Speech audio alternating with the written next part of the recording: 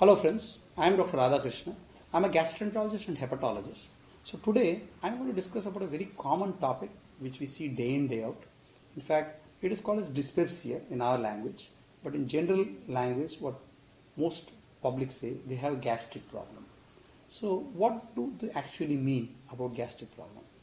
So gastric problem means, in fact, there are three main causes for such problem. The first and the foremost is GERD, gastroesophageal reflux disease. So what is this GERD? What actually happens is patient complains of burning, burping, repeated burping or discomfort in the upper abdomen. So why does this occur? They can have a lot of throat symptoms as well. Normally we have this food pipe and we have the stomach. There's a valve here between the food pipe and stomach. Suppose the acid it should be in the stomach, but if the valve is a little bit loose, the acid tends to come up. Whenever the acid comes up, people can experience discomfort here or in this chest area. They can have burning, they can have discomfort, they can have pain and various symptoms. If they take acid pills, they usually get well, but whenever they take very irregular diets like too much spicy, too much food, they get aggravated symptoms. Spices can aggravate a lot. In fact, one of the most important thing is excess weight. Too much weight. In fact, the increasing abdominal girth size, body mass index, there's a higher incidence of reflux coming up and they can have this problem. So how do you diagnose this condition? There are various tools, starting with giving them acid pills to endoscopy. And these days there are very novel tests as well called manometry and pH-metry, which is said to be the gold standard test for reflux. So what we do is first, whenever the patient is not well, significantly having problems, we do a test called endoscopy. So endoscopy is a very simple test. The patient comes empty stomach, hardly takes 1 minute. We just go through a small plastic tube with a camera on the tip. It goes through the food pipe and into the stomach. We tend to see pictures like these. On here you can see if there are breaks like this, that means there are ulcers. This is called as GERD. On the other hand, here you can see it is a normal case.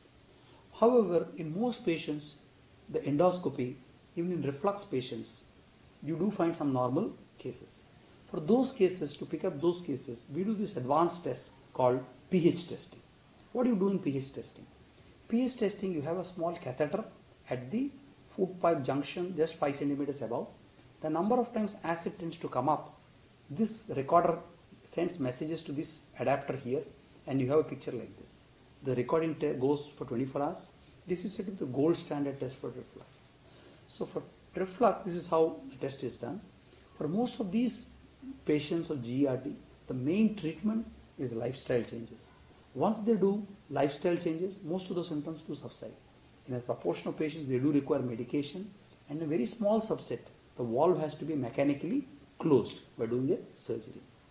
So the most important lifestyle changes are weight reduction, elevation of head end while sleeping, avoiding late evening meals actually. Avoiding spicy stuff also helps.